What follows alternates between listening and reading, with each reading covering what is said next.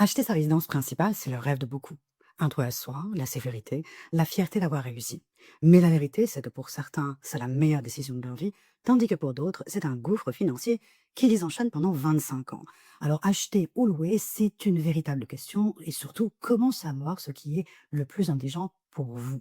Aujourd'hui, je vais vous montrer un outil qui va trancher ce débat. Chiffre à l'appui. Je m'appelle Rachan, j'ai 20 ans d'expérience en finance, de la banque d'investissement à la direction financière d'entreprise, et en 10 ans, j'ai multiplié par 5 mon patrimoine. On vous a toujours dit, acheter, c'est sécuriser votre avenir, louer, c'est jeter votre argent par la fenêtre. Ça paraît logique, vous remboursez votre crédit et à la fin, votre logement est à vous. C'est visible, tangible, rassurant, mais la réalité est beaucoup plus nuancée parce qu'il existe une autre stratégie. C'est louer et investir intelligemment la différence. Et là entrent en jeu les intérêts composés. Ça, c'est quand les intérêts gagnés s'ajoutent au capital et qu'ils génèrent à leur tour des intérêts qui eux-mêmes en génèrent, etc., etc. C'est cette fameuse boule de neige qui grossit et qui finit par devenir une avalanche.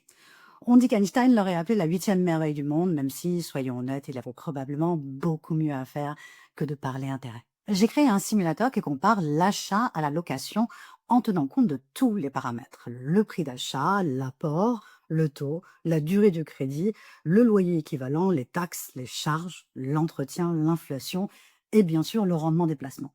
Prenons un exemple concret. Un 3 pièces à Lyon, 340 000 euros.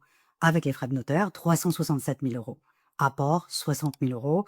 Crédit sur 25 ans, 3,8%. Mensualité, 1 200 euros. Mais il y a aussi d'autres frais. La taxe foncière, les charges de copropriété, les travaux d'entretien.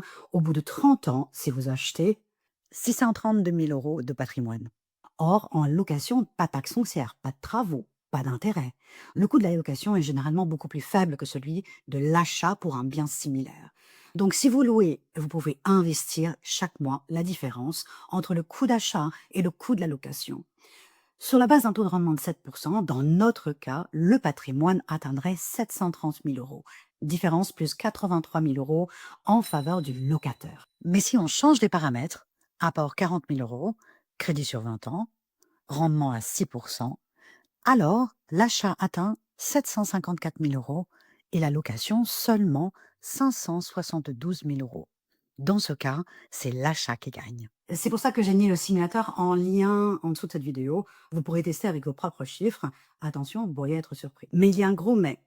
La stratégie louer et investir ne fonctionne que si vous investissez vraiment, pas si vous laissez dormir votre argent sur un livret comme une vieille chaussette oubliée. Selon une étude récente de BlackRock, seulement 29% des habitants en France investissent. Parmi eux, 8% seulement détiennent des ETF. Résultat, en réalité, seuls 4% des Français seraient vraiment capables de maximiser leur rendement et donc leur patrimoine en louant. Donc oui, acheter reste le choix le plus logique pour la majorité. Et soyons honnêtes, dans la vraie vie, tout ne se joue pas dans un Excel. Votre choix dépend aussi de vos projets de vie. Acheter à Lyon, mais vouloir aller vivre en Bretagne dans 3 ans, c'est une mauvaise idée. Si vous êtes potentiellement candidat à une mutation professionnelle, ce n'est pas non plus une bonne idée.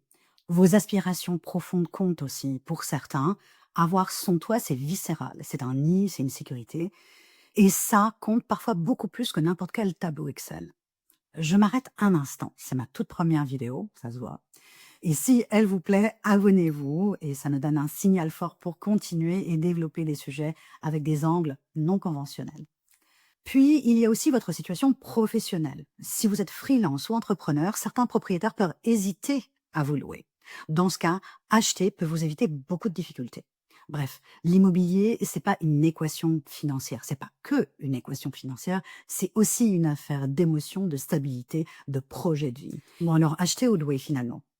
Bah, la vérité, c'est que ça dépend de votre discipline d'investisseur. Mais dans les faits, pour la majorité, acheter reste plus réaliste. Et si vous achetez, retenez mes 3 règles d'or. N'achetez jamais au-dessus de vos moyens. Vous savez, le fameux coup de cœur qui est un peu au-dessus de votre budget, mais qui vous plaît tant. C'est la chaîne qui vous retiendra pour réaliser d'autres investissements et pour quitter, par exemple, un job qui pourrait être toxique, parce que vous ne pouvez pas risquer. Ne bloquez pas toute votre capacité d'emprunt dans votre résidence principale et n'achetez pas si vos projets de vie sont incertains à 5 ans. Avec toutes ces règles, acheter devient un tremplin, pas une cage dorée. Et vous, dites-moi en commentaire, êtes-vous plutôt team acheteur ou team locataire. Si vous voulez qu'on continue à vous démonter les fausses croyances financières avec preuve à l'appui, abonnez-vous et activez la cloche. On se retrouve très vite pour la prochaine vidéo.